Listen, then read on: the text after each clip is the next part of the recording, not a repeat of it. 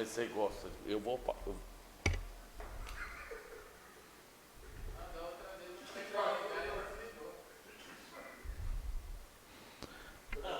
Pode começar, boa noite a todos. Boa noite a todos internautas que acompanham essa sessão, vamos dizer assim, pelo Facebook da Câmara Municipal e também pelo site da Câmara. Sessão essa que foi comunicado na sessão passada, foi comunicado na reunião que tivemos com a Infra, mas infelizmente foi comunicado pelo WhatsApp da Câmara Municipal. Mesmo assim, alguns vereadores, né, eu acho que alguns não, a maioria absoluta, nós estamos 3 vereadores só aqui no plenário, o Bis, o Rubinho, mas eles devem ter tido algum assunto muito importante para tratar, né, para não estar aqui nessa noite, onde vai ser discutido um assunto de extrema relevância para o município, que é a saúde pública, e a maioria não está presente, de certo eles teve algum assunto muito importante para tratar por não estar aqui. Depois eles precisam justificar isso para a população, porque eles não estiveram aqui. Mas, enfim, a gente vai iniciar essa sessão. Eu queria convidar o secretário de Saúde, que está aqui presente, o Moura, para fazer parte da mesa, né? Convidar também a Leila, diretora de Saúde, para estar com a gente aqui. Pode sim, Moura, pode sim.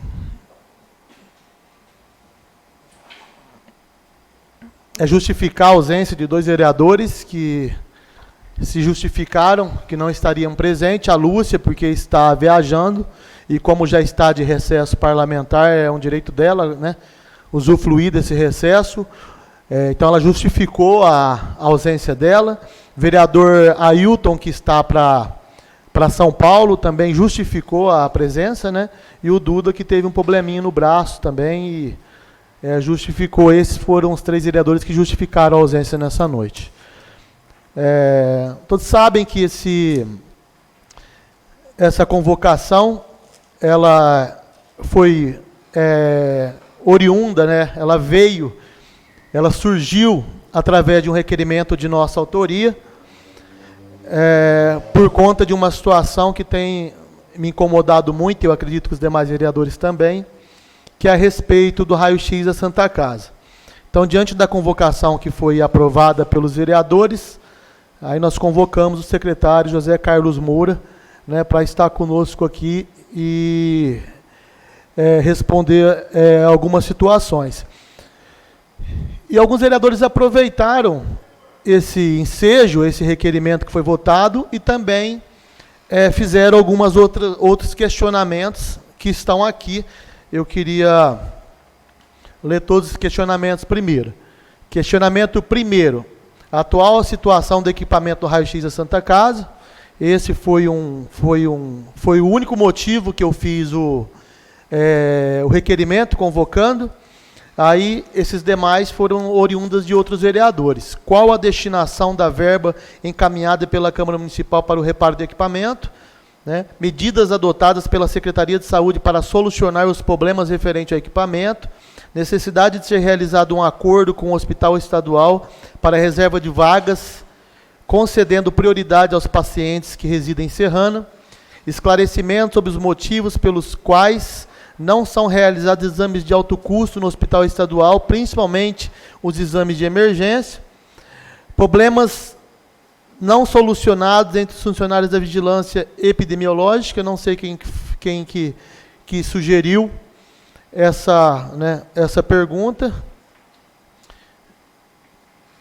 E sobre a estrutura do centro de saúde, assuntos relacionados com a Santa Casa de Misericórdia de Serrana, referente aos problemas enfrentados no agendamento de consulta. Então, esses foram os tópicos que foi encaminhado ao secretário através do requerimento de minha autoria. Mas, enfim, já iniciando os trabalhos, eu quero iniciar com a pergunta que ocasionou a esse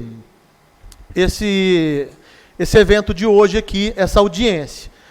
Para que a população entenda o porquê nós fizemos o requerimento, eu vou relatar aqui. Há 4 meses atrás, nós fizemos um acordo com a Prefeitura Municipal, diante da situação financeira que a prefeitura vivencia, o prefeito pediu que nós encaminhássemos para ele recursos oriundos do Duodécimo da Câmara para algumas finalidades. Entre elas, para a realização do evento Serrana Rodeio Show, a primeira noite gratuito, que foi uma solicitação da Prefeitura Municipal, e também os 30 mil reais para o conserto do raio-x da Santa Casa. A Câmara encaminhou o valor de acordo com o combinado, os dias foram passando e, infelizmente, a Prefeitura não cumpriu com a parte dela, que era o conserto do raio-x, para que o raio-x fosse colocado à disposição da nossa população. E isso tem trazido grandes transtornos. O paciente está na Santa Casa, precisa de fazer um raio-x, ele precisa ser locomovido até a UPA para fazer o raio-x. Às vezes o paciente é acamado, um exame um exame simples, que ele poderia fazer na Santa Casa, ele tem que se locomover até a UPA. Quando o raio-x quebra, muitos munícipes acabam tendo que se locomover para cidades vizinhas, como Serra Azul, até Cravinhos, para fazer o raio-x. Então, diante dessa preocupação, nós honramos o compromisso com a Prefeitura Municipal, nós honramos a nossa parte, honramos o combinado e encaminhamos os recursos de acordo com aquilo que foi tratado. Mas, infelizmente, já faz 6 meses, a Prefeitura não cumpriu com a parte dela, que era a parte de colocar o raio-x para funcionar à disposição da população. Nós começamos a averiguar toda essa situação e recebemos uma denúncia que o raio-x havia sido extraído de dentro da Santa Casa e ninguém sabia por quem. Diante do trabalho investigativo que esse vereador fez, como presidente da Câmara, nós descobrimos que o raio-x estava em outra localidade, na mão de uma outra pessoa, que nada tem a ver com a Prefeitura. Diante da pressão que foi feita, o raio-x foi devolvido por essa pessoa, alegando que estava sobre a custódia dele por conta de uma dívida que a Santa Casa supostamente tinha com ele, o que eu não sei se procede, né? Porém, ele devolveu o raio-x. Quando ele devolveu o raio-x, nós entramos em contato com o departamento jurídico da Prefeitura, né, que se comprometeu, dentro de poucos dias, a colocar o raio-x para funcionar. Estivemos também numa visita em loco na Santa Casa, para averiguar se realmente o raio-x estava lá. Realmente o raio-x estava lá, foi constatado isso, porém, estava ainda quebrado. Mais uma vez, entramos em contato com o departamento jurídico da Prefeitura, que se comprometeu, no prazo de alguns dias, colocar o raio-x para funcionar.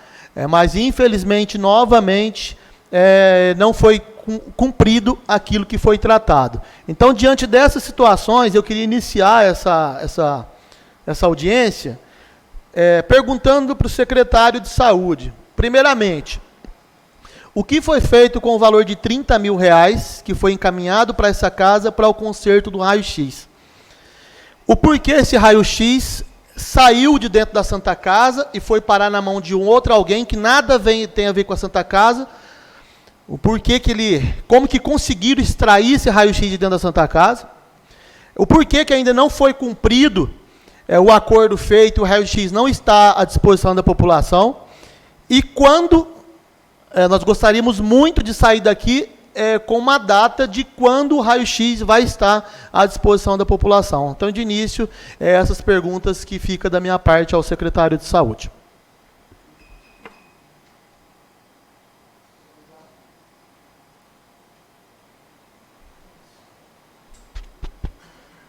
Boa noite, presidente Denis, boa noite aos demais vereadores aqui presentes, os presentes na plateia também ali.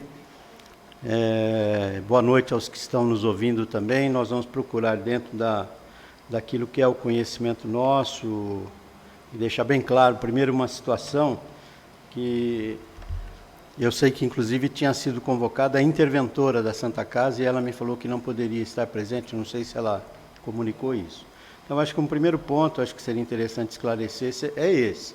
A Santa Casa está sobre um processo de intervenção. Dentro desse processo de intervenção da Prefeitura, não especificamente da Secretaria de Saúde, a Prefeitura contrata um interventor. Ela tem um interventor lá, hoje a dona Ângela está lá, né? Então, algumas atividades dentro da Santa Casa, da gestão da Santa Casa, é tratado diretamente o executivo e a intervenção. Mas sobre a questão do raio-x aí, o que eu posso responder, dentro daquilo das informações que nós temos também, é o seguinte: primeiro, a questão do recurso dos 30 mil. É uma situação que foi discutida entre a Câmara, prefeito. O recurso, então, foi para a Prefeitura, e a Prefeitura, então, destinaria esse recurso para a Santa Casa fazer esse conserto. O trâmite que houve dessa questão do recurso, como ele tramitou, eu não consigo dar uma informação precisa, porque ele está lá no financeiro, o financeiro repassa isso para a Santa Casa contrata o serviço, aquilo que teria que fazer para que se arrumasse o raio-x e, logicamente, pagasse isso daí, o serviço que ia ser feito. Eu acredito que esses 30 mil deve ter sido com base, inclusive, no que foi apresentado pela interventora, que faltaria para fazer o remanejamento geral ou o conserto geral do equipamento.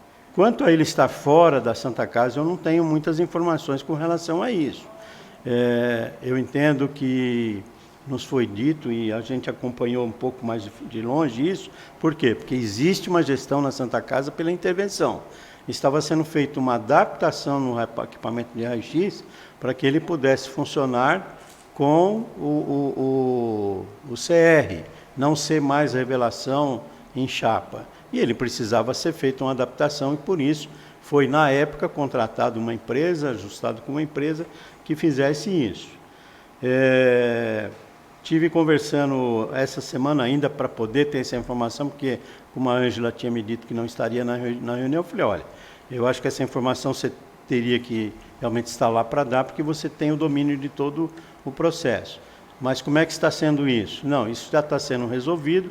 A informação que eu tive do Departamento Jurídico é que o recurso realmente foi destinado para a Santa Casa e está em andamento o conserto. Me parece que nos próximos dias, eu não sei exatamente o que foi combinado com a gestão lá na Santa Casa, estaria sendo providenciado esse conserto final daquilo que é o raio-x. Uma vez feito esse conserto, colocado o equipamento em condições, a Santa Casa também vai fazer a alocação de um CR para poder ter a revelação da imagem, da mesma forma como nós temos lá na UPA. Com relação aos pacientes que são transportados, aqueles que necessitam do raio-x, uma boa parte desses pacientes são aqueles que passam pelo atendimento primário ali do ambulatório. E aí, muitas vezes, se pede o raio-x, esse paciente vai lá. A informação que nós temos da interventora é que os pacientes internados na Santa Casa, até em função da baixa complexidade desses pacientes, não tem sido assim, uma quantidade muito grande de raio-x tem sido tirado, mas tem sido transportado, os pacientes vão lá, fazem um raio-x e voltam. Então, eu acredito que, pela informação que aqui nós temos, nesses próximos dias, aí, segundo a informação, inclusive do próprio Departamento Jurídico, lá que está acompanhando de perto isso, teve a reunião, como o presidente falou, entre a empresa, prefeito, e jurídico e interventora. Eu acredito que nos próximos dias isso já estará sanado, o equipamento. O que vai precisar agora é realmente que, na ato contínuo, a gestão da Santa Casa providencie a alocação do CD para ter o andamento do raio-x lá. Agora eu vou fazer a pergunta aqui. Moura, pois não. É o seguinte, não foi feito nenhum acordo, o HE, para fazer esses exames mais específicos, que é a tomografia e a ressonância? Porque eu tenho informação lá que tem vezes que falta, sobra vagas para fazer, e nós temos uma demanda aqui que não tem. Então, isso que eu queria saber, se não teve um acordo que dá uma prioridade para a Serrana. Tá.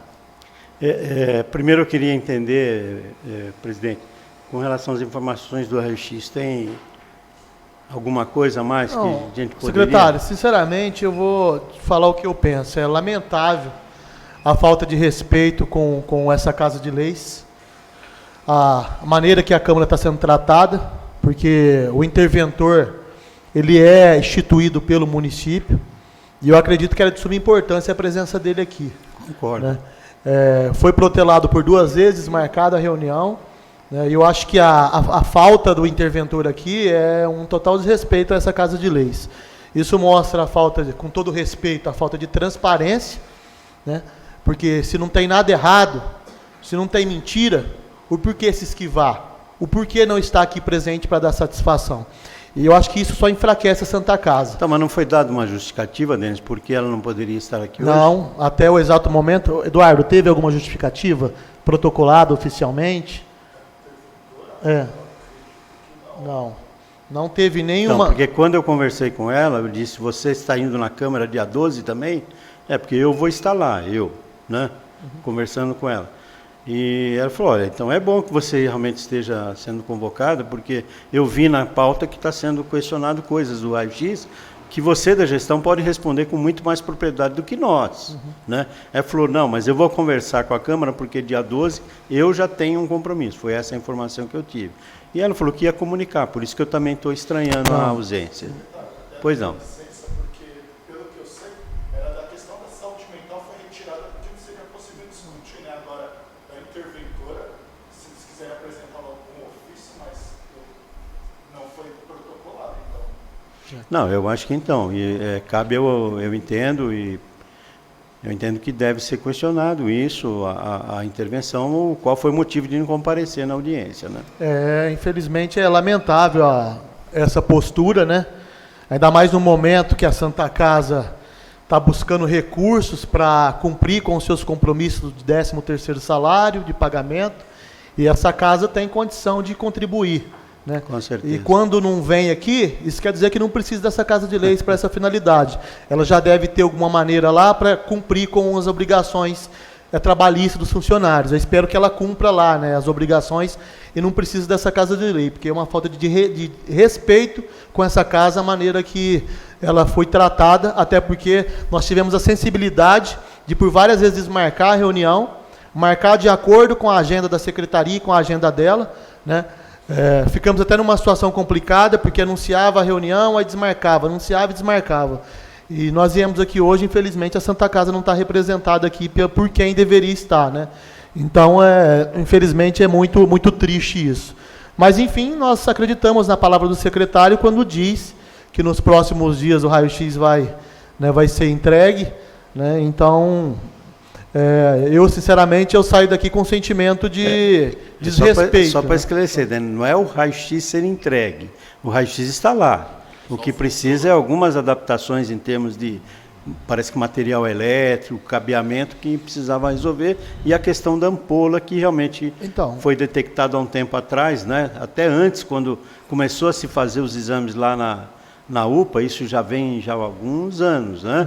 Em função de que tinha queimado a ampola e não havia o recurso àquela época. E o recurso foi encaminhado justamente para essa finalidade. Então, exatamente. Aí houve esse acordo com a Câmara e para o recurso, para que fosse comprado a ampola e o restante da manutenção que precisava. Eu acho que com essa situação que foi criada, fica-se assim, a Prefeitura recebeu o recurso, encaminhou para a Santa Casa e ficou o ponto de interrogação. Né? A gente não sabe o que foi feito com o recurso, porque a representante da Santa Casa, que podia estar aqui para defender a Santa Casa, explicar o porquê, né, o dinheiro não foi utilizado, porque o raio-x não colocou para funcionar, ela não está. Então, eu acredito que a Câmara tem instrumentos tranquilamente para, logicamente, solicitar um esclarecimento ao Executivo e à própria Santa Casa, para que essa informação venha com muito mais propriedade, né, por quem está conduzindo a situação. Né? Respondendo a sua pergunta, Bis, é o seguinte, então vamos lá. Isso a gente acaba tendo que voltar um pouquinho na história, né? E aquilo que eu conheço de um tempo para cá. Na configuração da doação do espaço, né, da Santa Casa cedido ao Estado para se construir o hospital, houve deliberações lá atrás, em CIB, em bipartite, né, de que esse hospital é um hospital estadual, né, e que ele estava sendo construído e seria montado para dar assistência aos 26 municípios que pertencem à DRS 13. Não havia nenhum acordo, até onde nós saibamos. Quando eu fiquei sabendo, na época do Nelson, que teria um acordo sim. Então eu acho que seria interessante resgatar, porque a informação clara é essa, não existe. O hospital é um hospital estadual dentro de Serrana. Mas na época que foi dado, Serrana teria algumas... O que eu posso dizer é o seguinte. Então, primeiro, o hospital não tem, vamos dizer, um acordo formal com a prefeitura. Moral. Isso, então vamos, deixa eu caminhar um pouquinho na conversa. Então, não existe esse acordo formal de que existe preferência em relação ao Serrano. O que nós podemos dizer é, o relacionamento que nós temos tido com o hospital tem sido muito bom, que como foi Vossa Excelência, né, colocou aí agora há pouco, às vezes falta paciente. Toda vez que tem faltado paciente, principalmente no início do hospital, nós somos os primeiros a ser comunicados e nós corremos atrás de paciente para isso. Também falta. Eu estou pondo uma tomografia que eu pedi de uma paciente. Tinha uma paciente que estava com câncer, demorou 3 meses, Exato. E falei com a Leila, falou que ligava, e não teve. Ali não podia fazer uma tomografia. Então, o Hospital Lab, você sabe muito bem. Só que tem jeito, Moura, esses dias, funcionário lá que me falou, que sobrou vaga para tomo, 6 ou 7. O que eu posso me comprometer contigo eu tenho uma reunião para ser marcada com o HE para discutir outros assuntos. Eu gostaria então de levar esse assunto, olha, foi nos alegado isso, foi falado isso. Existe a possibilidade de nós termos uma preferência maior, sim ou não? Porque o que nós temos... paciente de Serrana... Não, sempre disponibilizaram. Sempre disponibilizaram. Eu sei, só que hoje está muito complicado. O que acontece pelo menos uma ou duas, Leila, uma ressonância, uma toma. Mas essa informação... Você desafoga a população de Serrana. Sim. Não, isso é interesse da secretaria. É lógico. Eu acho que tem que ficar claro para quem está nos ouvindo como é que funciona tudo isso. Sei que nós não temos, esse serviço é de média e alta. Um acordo, uma parceria. É assim, pelo menos de 1 ou 2 exames, ou 4 por semana. Bis, mas isso tem que sentar lá e eu sei, tem que sentar e conversar. Se está faltando, se não preencheu as vagas, que avisa a secretaria, olha, Sim. Será que não vem Não, isso eu não acho que se isso, não vou falar que é certeza. Se isso não estiver ocorrendo, se estiver ocorrendo de ter vaga, vamos dizer, alguém foi chamado, a regulação indicou aquele paciente não preencheu, eu acredito que eles teriam conversado com a gente, porque sempre tem sido assim. Então nós vamos conversar com o HE. A pessoa que estava lá que me falou. Tá. O que... É importante. Não, essa informação é importante. Se está sobrando, se talvez falta isso, você tem uma lista lá de 1 milhão. Então você pega e vai intercalando. Não é 1 milhão, né mesmo? Tem lá uns 2.000 pacientes nossos, né? Só Que é muito paciente. É muito. Esperando tomografia, ressonância. Então, se tem lá oportunidade, então que abra Sim. uma oportunidade pelo menos. Igual a América Brasiliense, outros lugares, põe lá 2, 3 de Serrana, 4, 5 por semana. Você está entendendo? Eu acho que é importante também a gente entender o seguinte. Primeiro, não estou questionando o Estado nem não, eu tá acho perfeito. que o diálogo lá dentro é muito mais fácil. Está vendo da sua parte, vamos dizer, uma forma de incentivar uma maneira de ter uma parceria, de que, vamos dizer, em situações especiais nós possamos ser atendidos, havendo vaga, essa situação toda. Tem pelo menos uma... Perfeito. Isso, lá dentro com eles. Você como secretário e ela como diretora de saúde, é mais fácil, sem misturar a política, com eles. Isso, perfeito. Lá conversar, sentar, que tudo entra num acordo. Agora, é bom esclarecer também, secretário, que no HE de Serrana nós temos tomografia. A ressonância é feita só em Monte Alto. tá? Que nós Mas temos aí tá, 10. tomo, Leila, né? já ajuda. Então, só Isso é para importante, isso é importante esclarecer também. também. Essas ressonâncias que nós temos hoje, que ainda estão sendo feitas lá em Monte Alto, Do conselho, foi em função do consórcio consórcio. que disponibilizou, na época, acho que cerca de quase 2 anos atrás, disponibilizou um recurso para ser dividido dividido para os municípios, de acordo com a participação de cada um, que é pela população, e foi feita uma licitação de exames de ressonância magnética e tomografia. Tomografia estão sendo feitas aqui no Regilab, mas as tomografias, as cotas já acabaram. Agora, a ressonância magnética ainda tem algumas cotas e a gente tem todo mês ainda mandado, mas isso vai ter um fim. O que tem acontecido é que, vamos dizer, esses exames, eles são disponibilizados também pela regulação do Estado. E isso tem tido uma mudança na forma de você não inserir o paciente, mas mandar o paciente para fazer o exame, é que a regulação está disponibilizando, isso houve uma alteração desde outubro, novembro. Os exames que são disponibilizados pela regulação para cada município, eles entram, nós temos acesso agora a essa visão, olha, você tem tantas vagas para esses exames, para esse outro exame, para esse exame. E nós é que preenchemos essas vagas que nos são cedidas mês a mês, com os pacientes, com a indicação de que esses pacientes, com a orientação da regulação, que os pacientes devem entrar pela ordem cronológica em função da espera que cada um tem. Mas a gente tem que ver qual aluno tem as urgências. Perfeito, isso a gente também tem a estar atento a tudo isso. E a gente... Igual essa paciente, ela tinha um Claro. câncer no ossos. Claro. Demorou 3 meses. Exato. Você sabe que foi 3 meses. Sempre que tem esses casos, né, Bis, a gente Isso tem não entrado em contato com a regulação, pedido, Por isso vamos que dizer eu assim falo, que... se você né? tem lá com eles uma conversa assim, esse é um paciente. Sim, Eu não estou falando que é todos os pacientes, mas o paciente que está com... Porque o câncer, se você tem um câncer dos ossos, é rapidão. claro, claro. Se alastra. 3 meses é muito tempo. Mas eu acato a sua observação e vamos promover uma reunião com a Agora, direção do hospital. Quem sabe a gente Como pode... tirou a saúde mental, meu problema era a saúde mental. Eu ia falar, mas foi tirado. Não, por que foi? Como assim tirado a saúde mas eu acho mental? que há Eu algumas gostaria de falar. situações que podem ser discutidas com o secretário.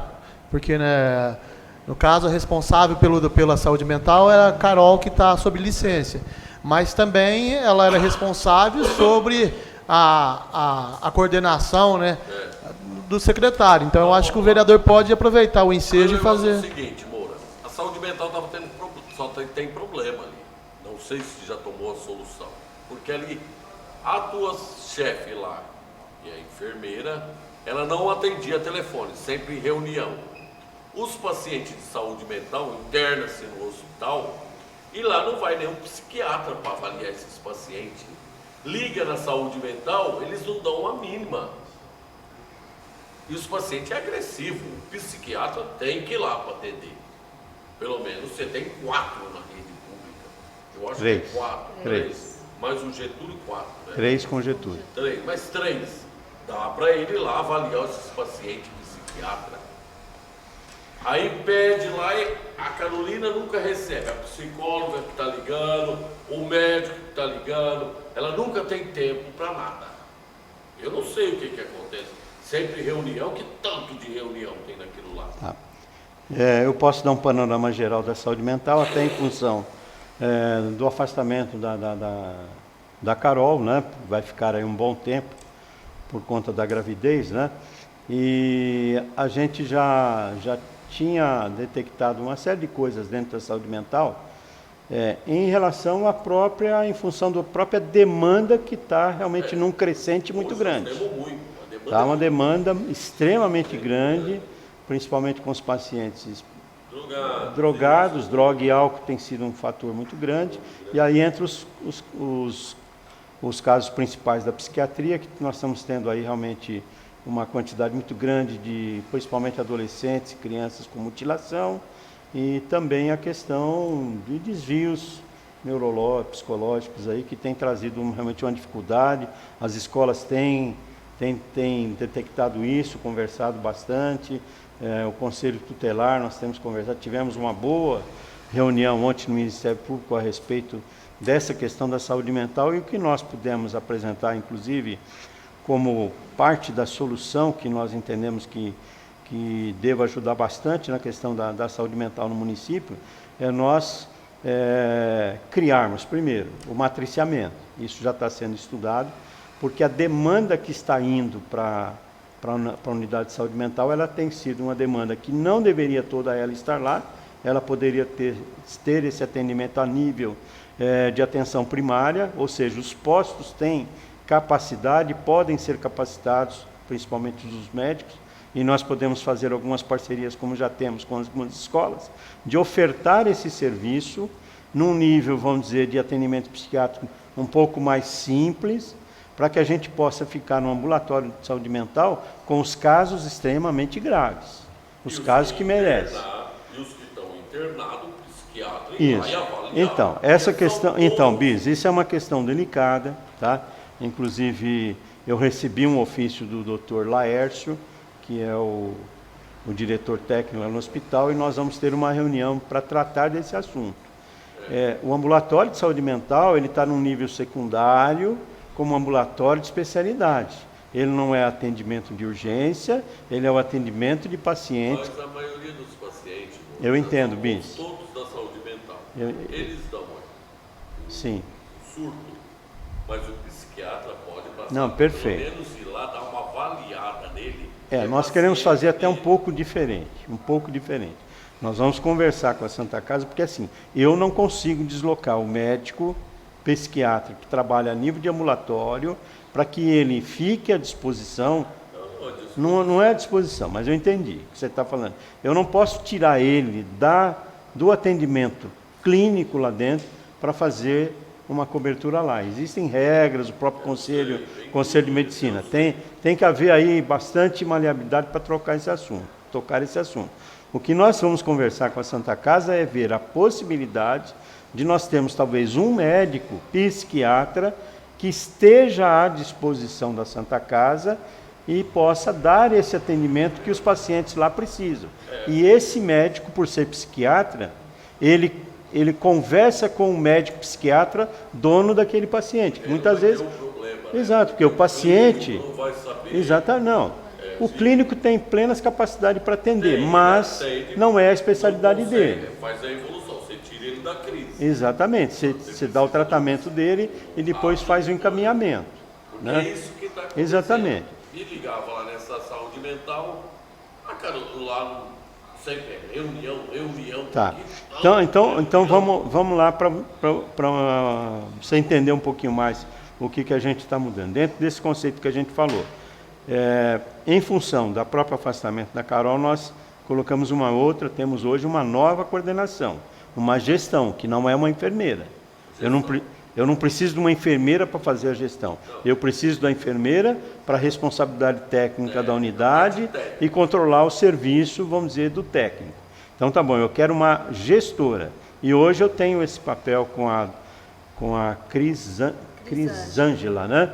Ela é uma assistente social, tem boa formação nisso, já trabalhou na saúde mental há vários anos, e ela então assume a coordenação daquela unidade. E nós temos aí alguns planejamentos que a gente entende que no começo do ano nós já vamos trazer uma boa solução para isso. Inclusive pensamos até na possibilidade de efetivarmos uma implantação de CAPS aqui na cidade. Exato. O CAPS pegaria tudo esse... Mas, então, ele precisa ser muito bem regulamentado. Nós precisamos ver qual seria o nível de CAPS nosso. Nós já estamos em conversa com o DRS, que interage com o Ministério para ver como está os programas de incentivo à implantação de CAPS, para que a gente possa, ainda no primeiro trimestre, e isso foi um compromisso que eu assumi com a promotora ontem, nós todos assumimos, de dar uma posição se dá viabilidade ou não, e como nós vamos estruturar o atendimento psiquiátrico na rede, não só no ambulatório de saúde mental. Nós estamos com muitos casos.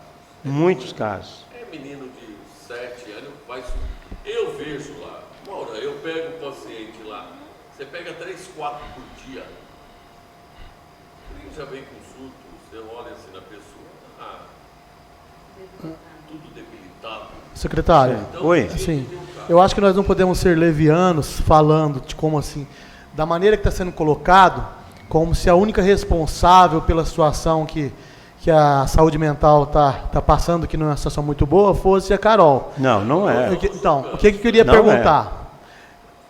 Não adianta, às vezes, trocar quem está à frente e não dar estrutura para a Claro. pessoa trabalhar.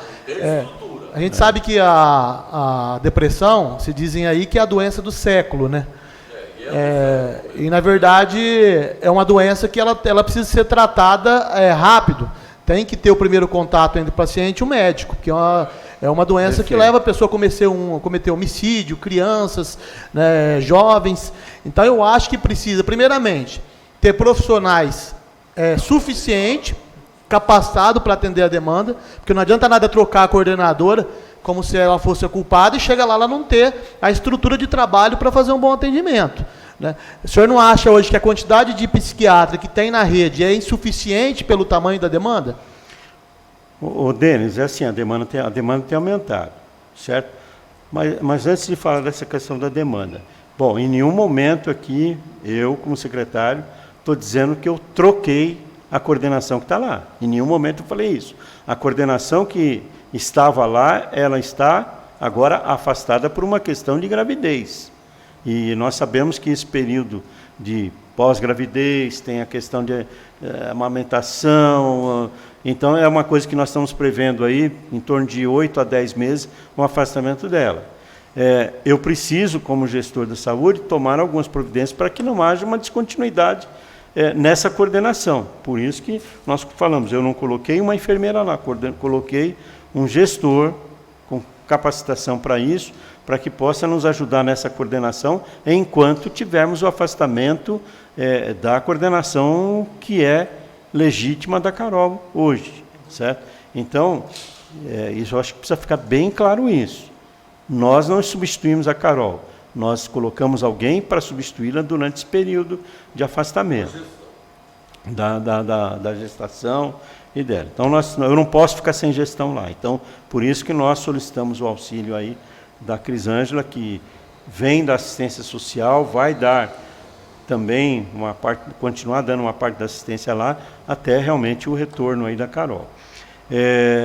Então, assim, a gente está preocupado, sim, com relação ao aumento da demanda e ver se a nossa capacidade em termos de hora de médicos é suficiente para atender essa demanda, não. Isso nós vamos ter uma definição clara a hora que nós fizemos a implantação do matriciamento, que a gente já começa nesse mês de janeiro, fevereiro, a gente já vai estar com isso bem encaminhado, porque nós temos pacientes que o nível de cuidado que ele necessita não precisaria, talvez, estar lá dentro da saúde mental. Eu consigo dar o atendimento para ele dentro das unidades primárias de atendimento. Ou seja, ter profissionais capacitados, se possível até psiquiatras dentro da atenção primária, né? Ou se são médicos generalistas, eles podem ser capacitados pelos médicos da saúde mental para dar esse atendimento aos pacientes de baixa complexidade. Certo? Então, isso a gente está entendendo que vai ser uma boa medida para que a gente consiga dar conta dessa demanda e eu não fique com a demanda na saúde mental estrangulada com os pacientes que precisam daquele atendimento mais pesado, um atendimento mais complexo. Então, eu acredito que isso nós vamos ter uma boa solução. A partir de janeiro, aí a gente já está construindo essa solução. Eu vou dar um exemplo aqui, quando a gente fala de atendimento na atenção primária e os casos que estão sendo encaminhados para a saúde mental. O paciente passa pelo ambulatório médico, pelo clínico lá e relata algumas condições, que ele está depressivo, que ele está isso, que ele está aquilo, o médico faz a avaliação e muitas vezes eu tenho recebido encaminhamentos, encaminha para a saúde mental. Aí você pega lá a ficha, faz o acolhimento, qual é a reclamação, qual é a queixa daquele paciente que fez com que o médico encaminhasse para um ambulatório especializado de saúde mental. O paciente está com choro, o paciente está deprimido. Mas qual é o grau dessa depreciação, dessa depressão? Não dá para mandar paciente dessa forma para o ambulatório de saúde mental. Nós vamos trazer uma consequência de entupir o ambulatório de saúde mental, e os casos mais graves ocorre o risco de não estar dando atenção devida. Por isso que nós queremos capacitar os médicos generalistas dentro das unidades básicas, para que eles possam fazer um atendimento mais correto e identificar o quadro. E eles têm e dentro desse matriciamento, eles têm todo o apoio e troca das informações desses pacientes com os médicos psiquiatras da saúde mental, que vão orientar e até puxar o paciente quando o caso assim pedir. Mas o que nós temos que fazer é uma separação muito clara, porque senão o nosso ambulatório de saúde mental não vai dar conta nunca. Não vai dar conta nunca. Nós precisamos fazer isso com um pouco mais de inteligência, esse atendimento. Secretário, deixa eu te fazer uma pergunta. Referente aos postinhos de saúde da família. Sim. Eu recebo constante reclamação de, por exemplo, o vizinho que está a um quarteirão do postinho de saúde da família e não pode ser atendido, né? Não é aquele posto que é responsável pela área dele. Então é uma situação realmente complicadíssima, e a gente chega a não ter uma satisfação para dar para o munícipe, que não tem o que falar. Como que o cara mora praticamente a um quarteirão do postinho e ele não pode ser atendido por aquele postinho? Não tem uma maneira de ser revisto isso, de fazer uma nova análise disso, para englobar essas pessoas naquele postinho mais próximo da casa dela?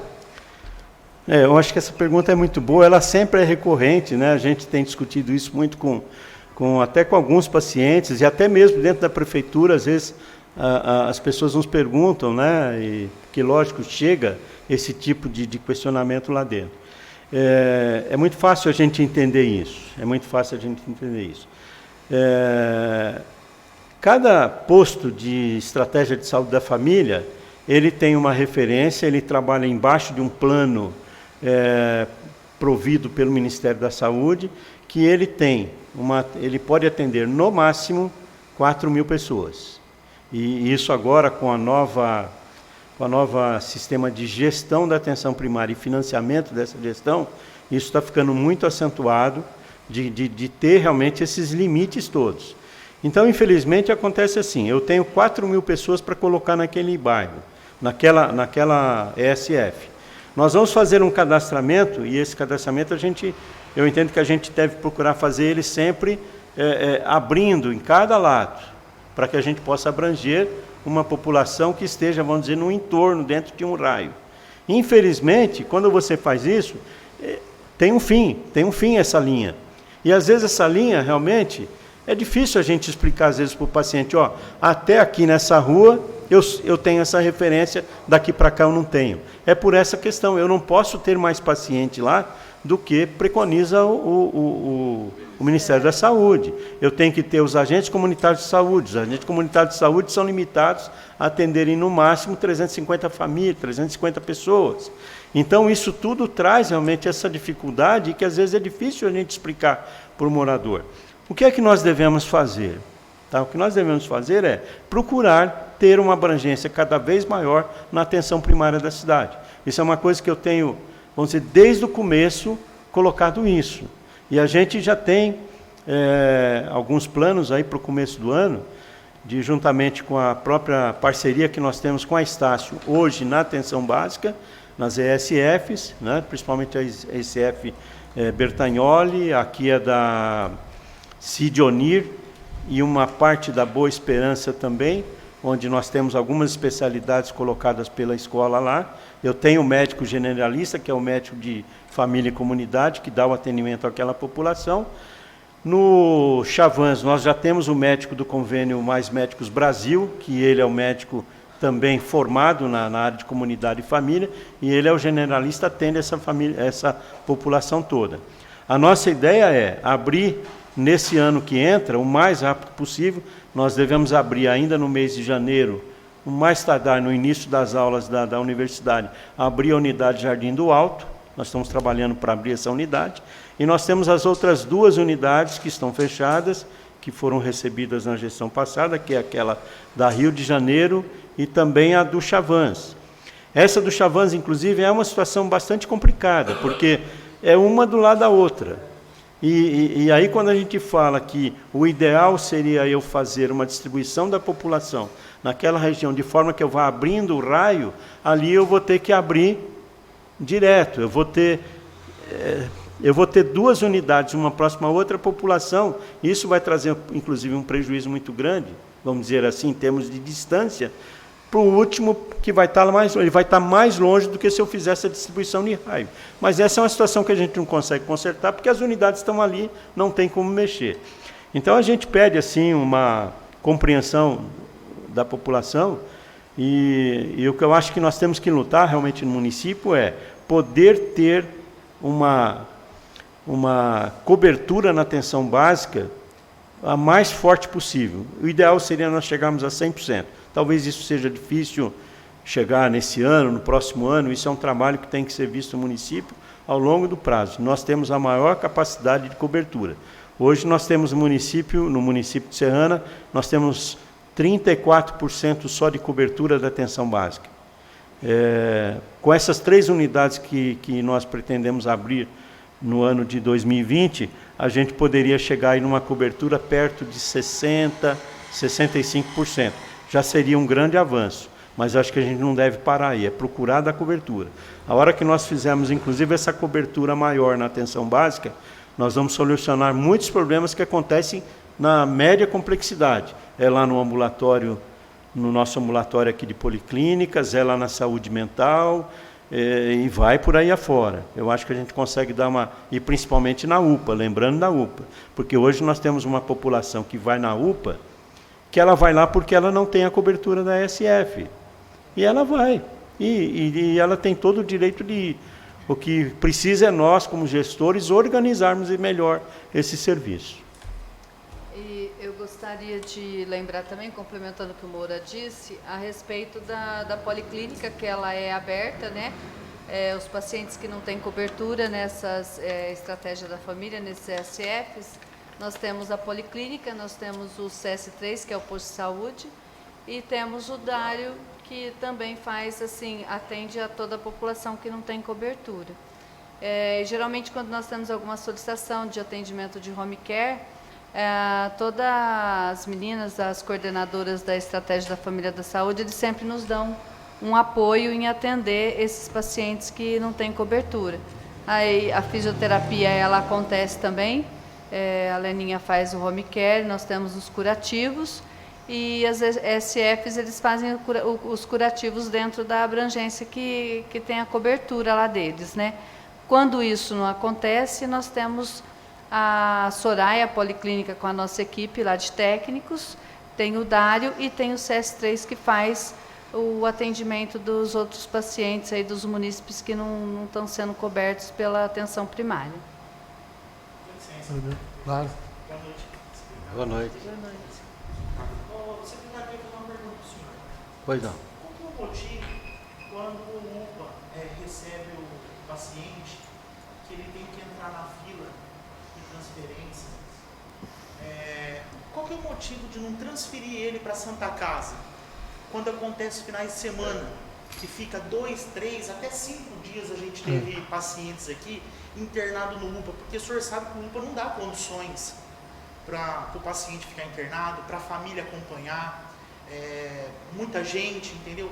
Por que não essa transferência para a Santa Casa, até sim ajudando a Santa Casa para faturar junto com o SUS? Eu queria saber do senhor por que a demora do paciente no UPA até ser transferido na Santa Casa, até chegar a regularização para ir para outra unidade. Secretário, eu até agradecer o Morf pela pergunta, que é uma pergunta de suma importância, e até pela fala dele, eu vou falar o que eu penso dessa situação e depois o senhor me corrige se eu estiver errado. Porque da forma que está, transparece, a Santa Casa hoje ela está sob intervenção do município. Quem responsabiliza pela Santa Casa é o município. Até da forma que o senhor colocou, o senhor não soube dar muitos detalhes sobre a questão do raio-x, e essas situações que o Morf perguntou que realmente acontece com constância, parece que a Santa Casa ainda continua sobre provedoria, uma instituição que está sobre um provedor, E o município, a Secretaria de Saúde, com a responsabilidade do UPA.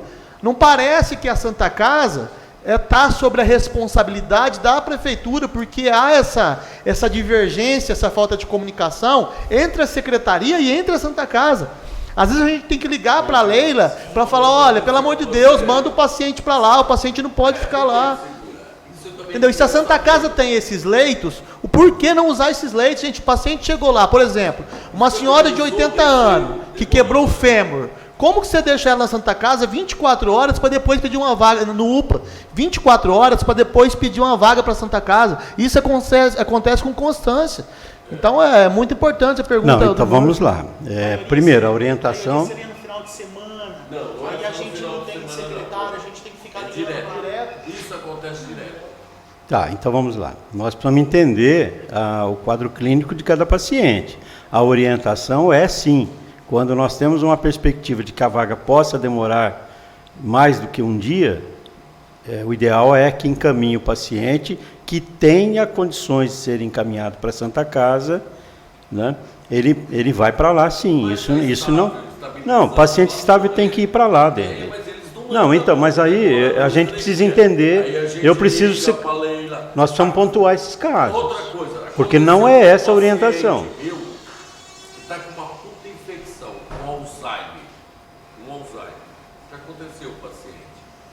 Com o Alzheimer ela até faleceu. Uma infecção indefinhando. O que eles fizeram? O Alzheimer, uma infecção de urina altíssima, não adianta você mandar para casa. Porque ela não vai tomar, não vai engolir, não vai fazer o efeito antibiótico dela. Aí passa 2 dias, vai atrás do outro vereador aqui, ou do outro. Você vai pedir favor para internar ela na Santa Casa para tomar EV.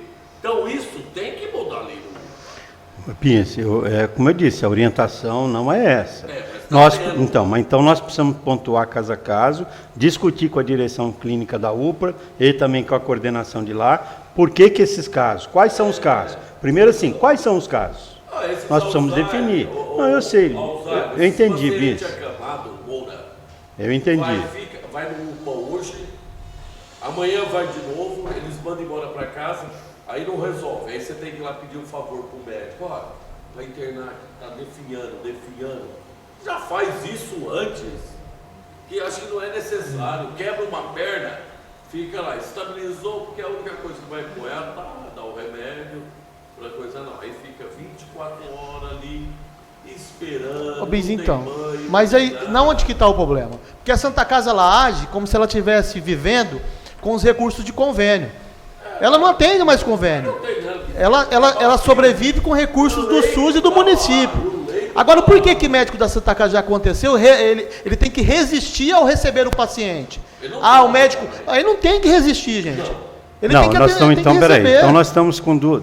Qual é a situação efetiva que está acontecendo? É o paciente que não está sendo encaminhado ou o médico da Santa Casa que não está recebendo? É isso que nós queremos saber. Então, é o médico do UPA que não está encaminhando ou é o médico da Santa Casa que não está recebendo? Então nós precisamos pontuar esses pacientes. Às vezes, nos meus casos, que não está sendo encaminhado, que demora lá. É o UPA que não manda. Aí o povo fica me ligando, fritando aí, você tem que fritar a lei. A UPA não tem nenhum interesse que esse paciente fique lá. Mas eu não sei porque ele segura.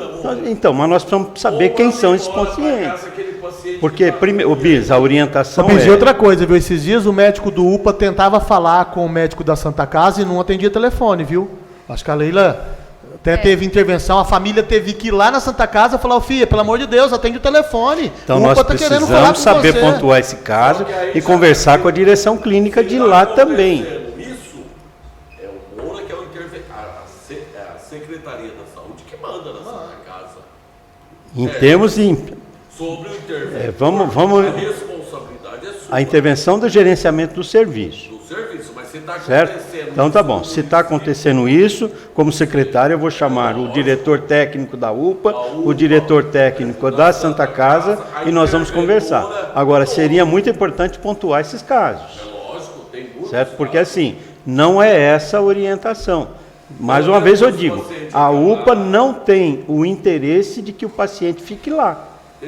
Não tem. Ele só vai ficar lá se ele não tiver condição de transferência. Veio UPA 2 vezes, aí o falta, ele até morreu, faleceu agora esses dias.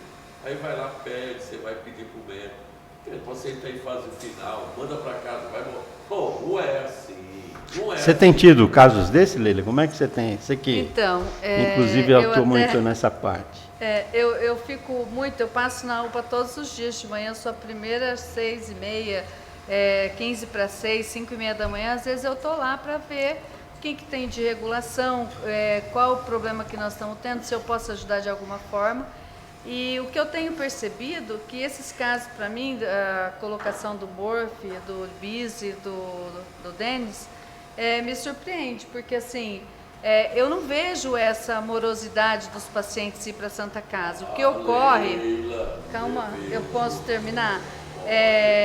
O que eu vejo e que eu tenho experiência nesse período que eu estou na saúde, eu converso muito com os médicos, enquanto o paciente não está estabilizado, a Santa Casa não aceita, ele não pode fazer uma transferência no paciente que ele não esteja estável. Esse é um ponto. Quando o paciente, vocês têm que entender que nós temos mais equipamentos de urgência e emergência na UPA do que na Santa Casa. O momento que o paciente chega lá, se ele é idoso, ele está com uma fratura de fêmur, ele está sendo monitorado e eu estou com um médico lá, 2 médicos clínicos gerais e um pediatra o tempo todo. E aí o que acontece? Se ele manda esse paciente para a Santa Casa, dá uma parada nele, ele não tem recurso. E uma outra situação... Que tem, Leila, porque eu sei que lá tem não. Monitor, tem médico, mas tem um médico... Gente, nós, tem um médico. Bis e Leila, veja só. Eu acho que assim, nós vamos ficar numa discussão... Também a população muito grande. Mas deixa eu falar. O médico está lá dentro, tem mas médico 24 horas. Eu posso terminar meu raciocínio, por favor? Aí o que acontece? Quando o paciente ele está na regulação pela UPA, que é urgência e emergência, e aí nós temos o regulador lá na central, olhando o monitor lá de onde esse paciente está. Se ele está na UPA, ele sabe que está na urgência e emergência. Aí a gente transfere esse paciente para a Santa Casa. Esse médico regulador que ele está lá enxergando e o médico atualizando toda essa situação da regulação, ele entende que ele está coberto, ele está dentro de uma Santa Casa. E às vezes demora mais para sair a vaga. Geralmente, quando tem de fato um atendimento na UPA, que é urgente, que eles pedem vaga zero, acidente, sai rapidamente. Não, vaga zero é vaga zero. Entendeu? Não tem problema. Mas, por exemplo, tem situação que o médico coloca lá e não tem demora. Agora, regulação, Leila, desculpa, põe regulação ambulatorial. Essa regulação demora 15 dias para sair com o paciente. Você sabe que você tem que... É tudo isso. Tem paciente que quebra a perna ou quebra o pé, não sei o quê. Regulação ambulatorial. Vai ficar em casa, demora lá 10 dias. Eu acho que vocês já pegaram. E com os pacientes acamados, Leila, não internam. Esses de Alzheimer, já está tudo fase final. Não interna. Eu gostaria que você me pontuasse eles, que eu vou pegar, levantar o prontuário deles. Já morreu tudo. Já morreu tudo. Não, então, por isso que eu estou dizendo o seguinte, Bis e Murphy. Quando a gente pede a transferência para a Santa Casa, é para amenizar a dor do paciente que está lá. Eu entendo, a Santa Casa pode trabalhar com também a internação social, como tem feito. Você não vai ter alimentação, no UPA você não tem banho. Exatamente. Na UPA a família não pode ficar dentro junto com o paciente. Na Santa Casa a gente pede para transferir, por quê? Para dar um pouco mais de tranquilidade para a família e tanto para o paciente.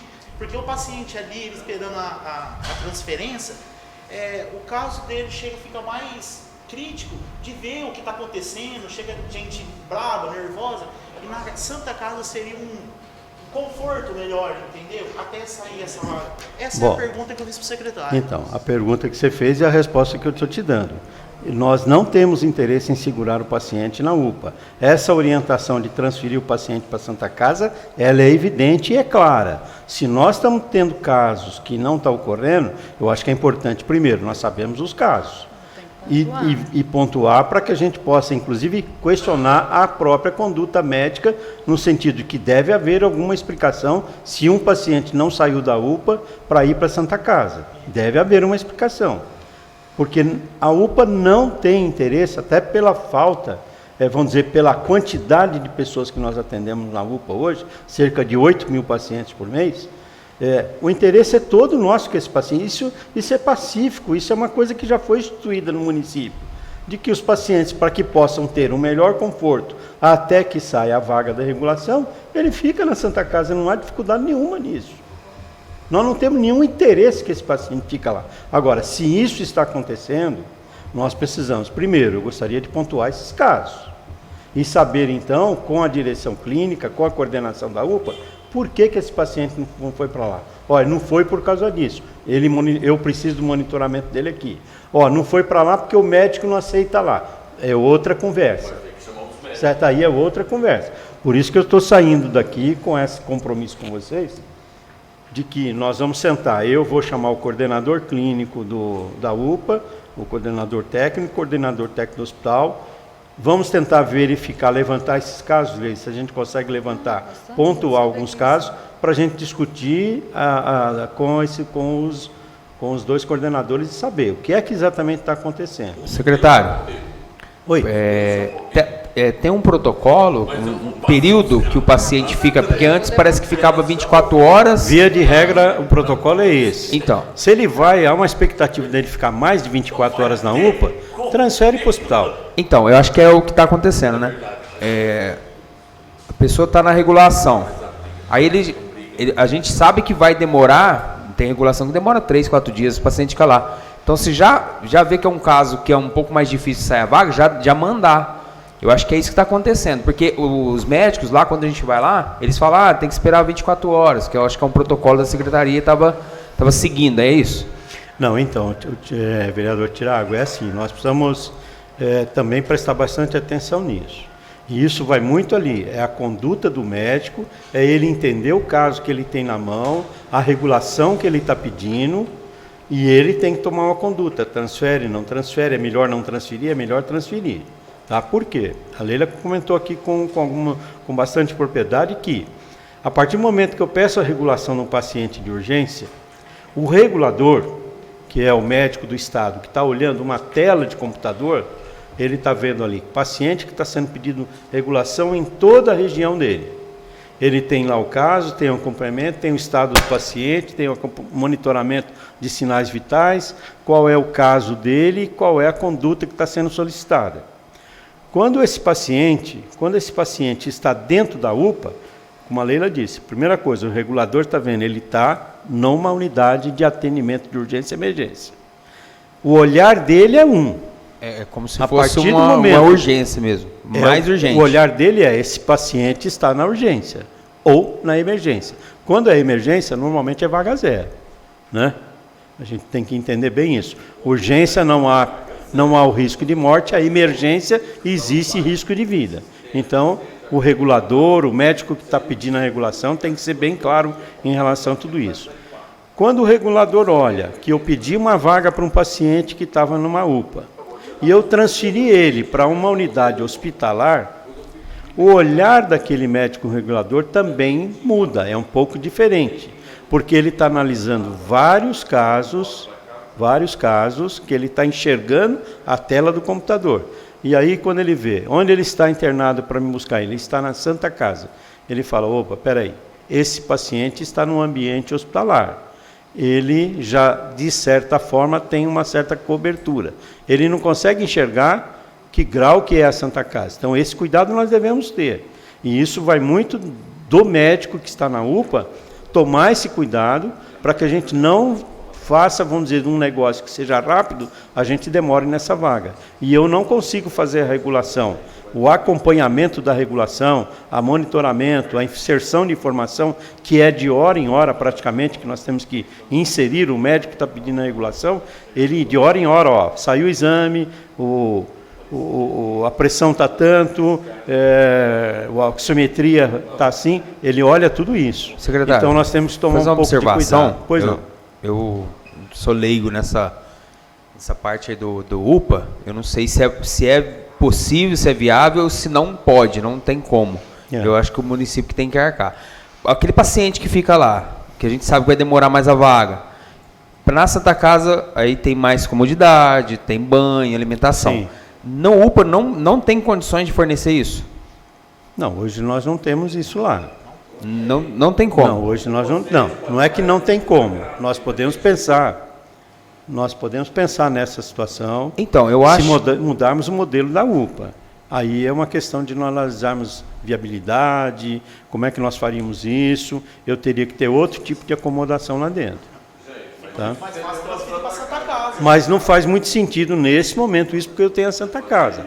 Não, entendi. Eu falo, Você porque entendeu? se o médico não... Eu tô falando pela conduta médica, né? Claro. O médico entende que não vai descer, vocês não tem como intervir, não é isso? Você me falou? É isso, né? Não se, tem. se o médico tiver uma conduta que não vai descer, que não é um caso, que é caso de manter ali... Não tem. Eu não vou Aí falar, não, você não vai, pode acabou. descer, não é? Porque se acontece alguma Então, coisa... aí ele nesse tira a caso o paciente fica ali, responsabilidade fica dele. nesse entrave, entendeu? Fica sem alimentação, é isso que a gente está... Não, então, eu entendi.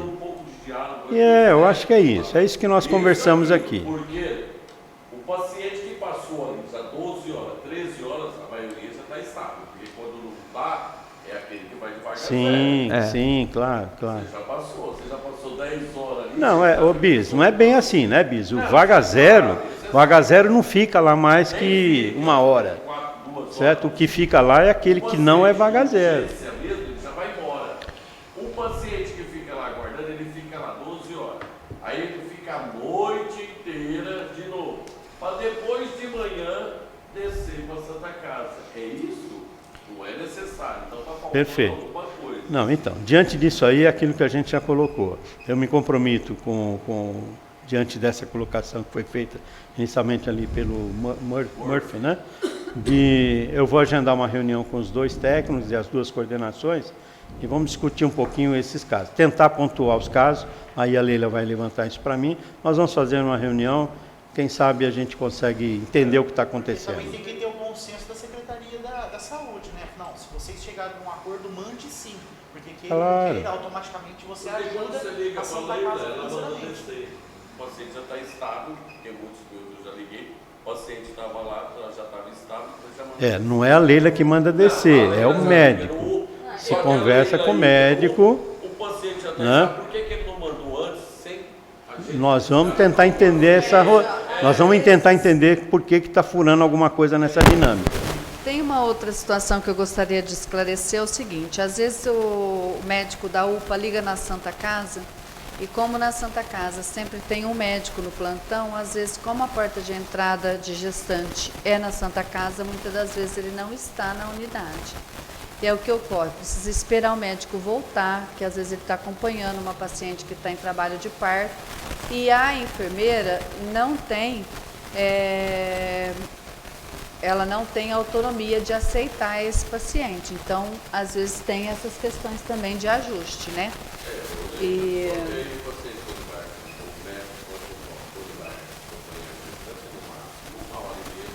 Sim. não, sim. Aí você tem 24 horas, tá bom? Não, eu estou falando Não, todas as situações de morosidade, às vezes, de uma transferência. Secretário, Pois não. na Santa Casa, vou ser curto e grosso.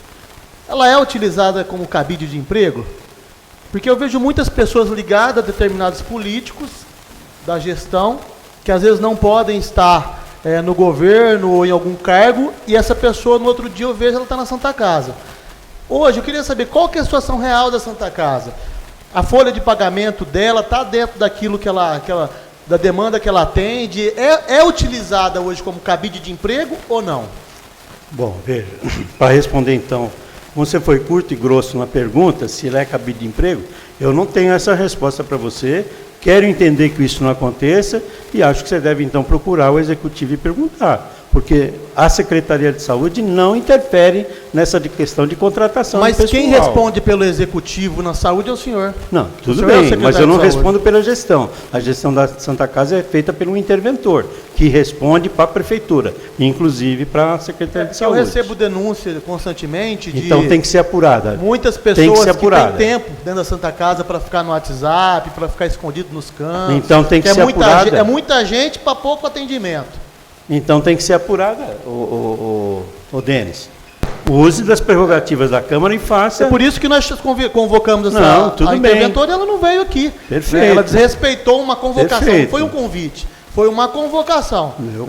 Que, infelizmente, você vai me desculpar, Bispo, com todo o respeito que eu tenho com você, a não vinda dela aqui, infelizmente, qualquer possibilidade que a Câmara poderia agir para ajudar a Santa Casa nesse final de ano não vai ser feita por essa casa, a não ser que o prefeito queira. Eu não vou fazer nenhum tipo de intervenção, porque eu achei que realmente uma falta de respeito, ser tratado um assunto, o senhor não pode falar sobre a Santa Casa, porque o senhor não tem interventor, nem o bis. Agora, a pessoa que poderia estar aqui para falar sobre o assunto não veio, desrespeitou a casa. Então, ficou muito chato isso, viu? Muito chato. Nós queríamos falar sobre a Santa Casa. Nós queríamos, inclusive, propor à Câmara a intermediar, brigar, para pagar o 13º, mas, infelizmente, eu não entendi o porquê. Eu espero que os funcionários da Santa Casa... eu espero que os funcionários da Santa Casa que estão assistindo aqui, amanhã cobre da pessoa responsável, que ela tinha que estar aqui para defender os interesses dos funcionários também. Então é lamentável. E eu não estou fazendo uma acusação. Eu recebo isso constantemente, mas eu filtro muitas coisas. Eu não vejo, nós estamos lá com 70 funcionários. Se você for analisar, eu vejo. Eu não vejo. Na minha opinião, eu trabalho lá dentro. Eu estou vendo. É só uma pergunta. Não, é uma pergunta. Agora, se há alguma evidência, se há uma denúncia, Denis, presidente, a Câmara tem meios de levantar isso. Sabe, eu acho que não é a pergunta. É muito complicado uma pergunta dessa forma. Porque, na verdade, a gente realmente tem meios. Esse é um dos primeiros meios. Convocar para vir aqui. Não veio. Eu acho que estudar com o jurídico nosso, para ver se nós podemos, até com o poder de polícia, da próxima vez buscar em casa se não vir. Eu acho que através de uma abertura de um procedimento, eu já fiz isso. Eu acho que o Tiago não era, mas eu já fiz isso. Eu chamei a viatura, convoquei um cidadão para vir aqui prestar depoimento numa CPI, ele não veio. Eu chamei a viatura, o carro da Câmara, fui e busquei ele em casa. Então, se necessário for da próxima vez buscar o responsável em casa com a viatura de polícia, a gente vai fazer isso. Tem que fazer, porque nós não podemos ficar aqui, ficou um ponto de interrogação. Né? Um ponto de interrogação, nós não sabemos o que realmente está acontecendo da Santa Casa, porque o secretário não pode falar, não é interventor. O interventor não veio e não deu satisfação. Entendeu? Então ficou uma Inclusive situação... acho que tem um dinheiro bloqueado, né, da Santa Casa, não tem? Sim, tem. Tenho conhecimento, sim. Tem um dinheiro bloqueado por questões de ações trabalhistas. Né? E o jurídico tem trabalhado lá com a intervenção para desbloquear esse recurso. Parece que a doutora Paula estava falando para mim que parece que a juíza entendeu, liberou só 3.600 e poucos reais. Acho que dá 50 e poucos mil, 47 mil total. Liberou só 3 mil. 3.600 e pouco. Chama a pessoa para fazer o acordo. Secretário, outro ponto que a gente queria saber do senhor também, a respeito da farmacinha ali de Serrana. A enorme falta de medicamento, principalmente de alto custo. O senhor tem algum projeto, porque esse ano já foi, em 2020, para melhorar a distribuição de remédio de alto custo? Porque não é uma dipirona, não é outro remédio mais barato. Alto custo, quando a gente fala. Porque a gente tem maioria de pedido de remédio de alto custo que vocês não têm. Tem algum projeto, tem alguma ideia para melhorar a distribuição de remédio na farmacinha de Serrana em 2020? Não é do Estado. É Estado, não é? Então, vamos lá. O custo é do Estado. Eu acho que a gente tem que deixar pontuar bastante. Como é que a farmácia funciona? Né? Primeiro, nós temos os componentes ali que se refere a cada grupo de remessa, vamos chamar de lote de medicação. Nós temos os medicamentos que são aqueles que estão na farmácia, que são os medicamentos, vamos dizer, para a população em geral, a distribuição é para tratamento contínuo. Essas medicações, nós recebemos ela através da Fundação, do Estado, via Fundação PURP, que manda esses medicamentos. Nós temos os medicamentos que nós compramos no hall do município. A medicação de alto custo, ela é exclusiva distribuição pelo Estado. E nós temos o monitoramento disso, porque nós recebemos da assistência farmacêutica da Secretaria de Estado, que tem comunicado, inclusive, a falta de alguns medicamentos pela falta do sal.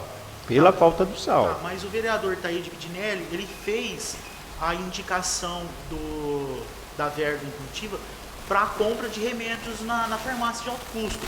Então seria que vai entrar na secretaria do senhor, para o senhor ser investido na farmácia. Da forma como vier a indicação do recurso, nós vamos seguir aquilo que o vereador destinou. Se ele está dizendo que aquele recurso é para comprar medicação, nós temos que entender qual é a medicação. É a medicação de alto custo? Tá bom, então o município vai investir em medicação de alto custo. Eu só acho que se nós fizermos isso, nós estamos cada vez mais desonerando o Estado e o peso está ficando para o município. A obrigação da medicação de alto custo é do Estado. O nosso caminho tem que ser questionar o Estado, para que ele regularize naquilo que não tiver, né, a falta daquele medicamento. Agora, mais uma vez, nós estamos falando aqui, ó, está faltando o quê? Quem não está sendo abastecido?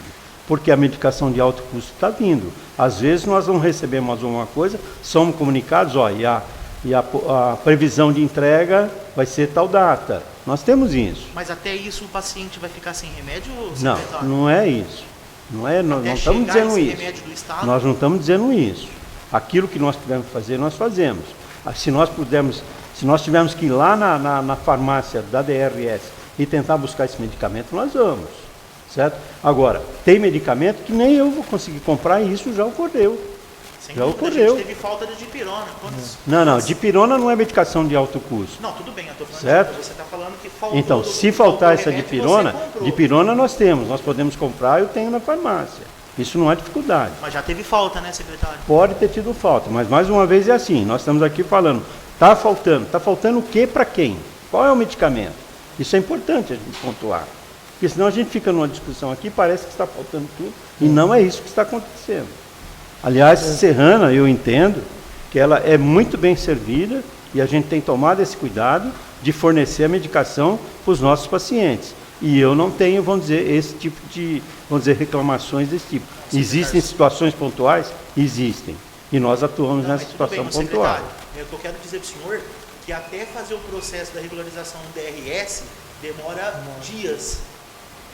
E a farmacinha não consegue assumir essas primeiras entregas até ele entrar na regularização? Ô Murphy, deixa eu fazer um esclarecimento para você. Todo e qualquer procedimento dentro da secretaria, existe a legalidade, existe o prazo que nós temos que cumprir.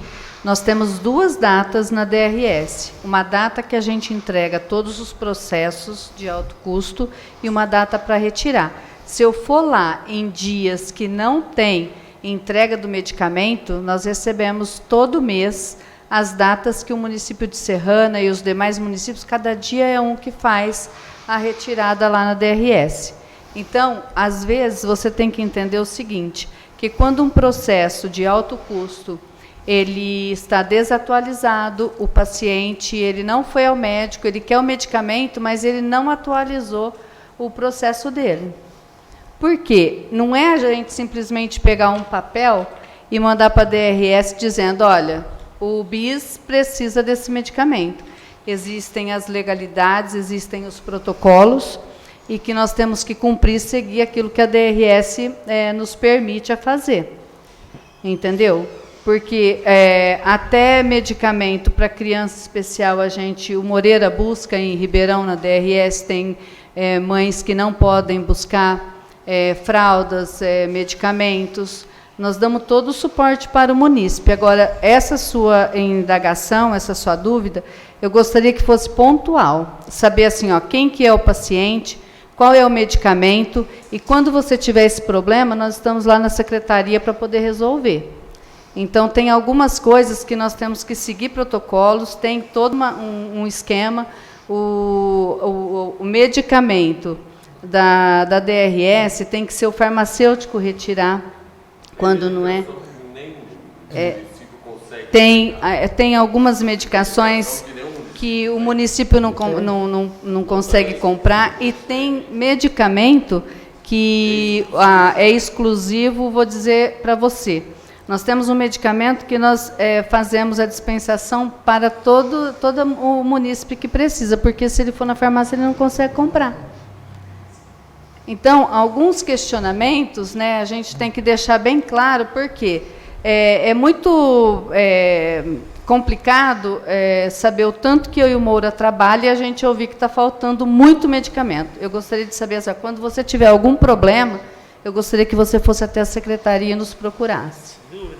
Tá bom? Porque falo quando falta um medicamento, Leila, é quando o paciente saiu de Ribeirão internado ou alguma cirurgia e vem para casa com um pedido do médico, até ele organizar a documentação dele, se a farmácia não consegue fornecer até ele organizar. Então, esse fluxo não está correto. Esse pergunta. fluxo não está correto, ele não é verdadeiro. Não. O paciente que está internado em outro município, por exemplo, está lá no HC, e ele vai ter a alta, antes de ser feita a alta, nós recebemos um comunicado, paciente tal, internado aqui, está em processo de alta. O que ele precisa? Para mim dar a alta dele aqui, vocês precisam providenciar isso, medicação é essa. Ele não sai de lá sem que esses requisitos estão postos. Então, essa sua colocação, ela... Não, eu entendi não é qual bem foi assim. a colocação do Murphy. O paciente, às vezes, sai com uma receita de remédio. Eu tenho um caso, por exemplo. Entendeu? Que ela está com uma baita receita de medicamento, que ela já devia ter iniciado o tratamento com os medicamentos, só que são medicamentos de alto custo. Ela tem que fazer um processo, esperar até dia 27 para saber se o Estado vai autorizar ela Mas ter esse acesso ao processo ela medicamento. pode começar a fazer lá no Fazer HC. aqui. Aí o que ele está perguntando? Até Aqui esse vai ser a processo, continuidade. até o Estado resolver, ou até esse medicamento vir para a farmácia, se o município não pode dar o primeiro socorro. É isso, né, Murphy? É o que eu entendi. Nós precisamos, é aquilo lá, caso a caso. Porque assim, eu não tenho na prateleira medicamentos de alto custo. Porque esse medicamento de alto custo é do Estado.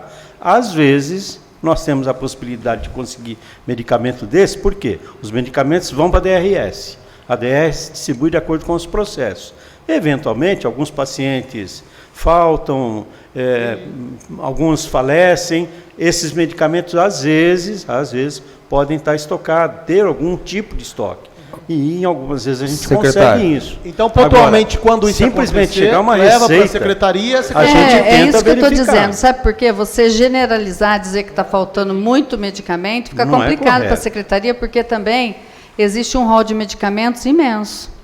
E aí, isso é conduta médica. De repente, eu estou com uma amidalite que um médico entende que eu tenho que tomar um determinado antibiótico e um outro médico entende que ele deva tomar um outro. Você entende? Mas a secretaria está sempre à disposição, vocês são testemunhas que nós estamos lá sempre atendendo vocês. Eu só não consigo atender mesmo aquilo que eu não consigo. Deixa eu fazer uma pergunta.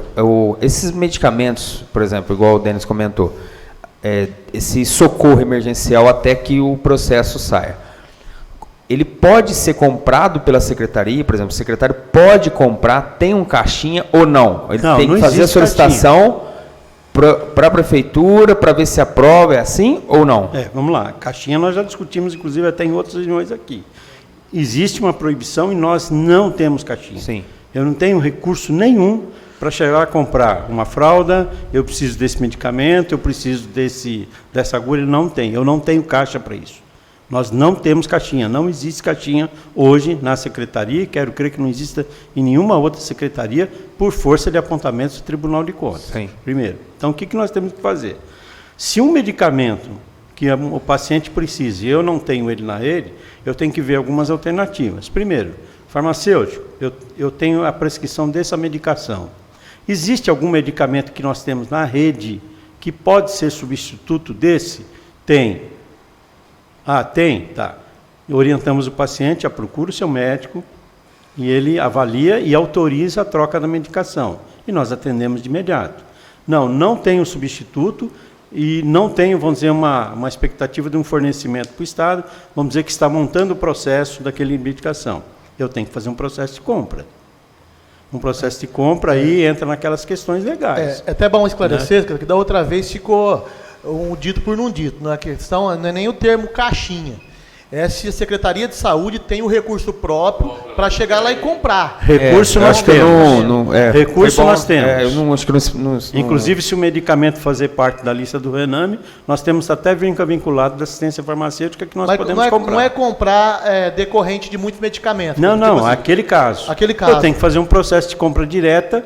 Logicamente, tem que haver uma justificativa e uma validação pela área jurídica, porque senão o tribunal vai falar por que esse medicamento não tem licitação, não está em ata de registro. Porque ele não faz parte da medicação da rede.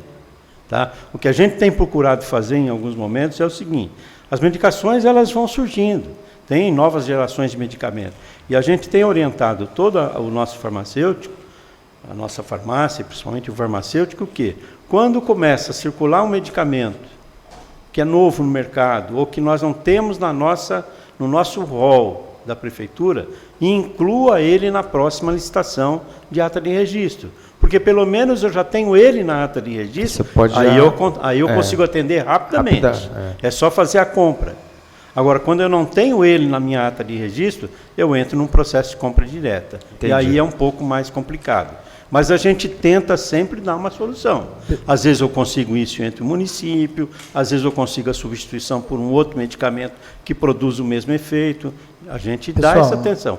Só nos procurar. A Leila, eles chegaram aqui bem antes do combinado, nós acabamos atrasando. A Leila tem um compromisso, eu também tenho um compromisso que era para me cumprir 8 horas, estou atrasado. Então eu acho que já é o suficiente, né? Eu acho que esse bate-papo tem que acontecer mais vezes, porque quando fala de convocação, a pessoa já assusta. E, na verdade, esse bate-papo eu acho que tinha que acontecer. Bom, eu não recebi uma convocação, vezes, recebi um convite. Que eu acho que é isso. Convocação então, é diferente, né? Eu acho que é importante esse tipo de discussão entre a Câmara. Aqueles que não vieram, acho que perdeu a oportunidade, né, de bater papo, trocar ideia, tudo em prol do município. Então eu quero agradecer ao secretário pela presença, agradecer a Leila pela presença também, pela prestatividade de sempre, os vereadores Rubinho, Thiago, o Bis, que esteve aqui, a todo o público presente. Desejar a todos uma boa noite e, em nome de Deus, encerrar essa reunião. Obrigado. Obrigada.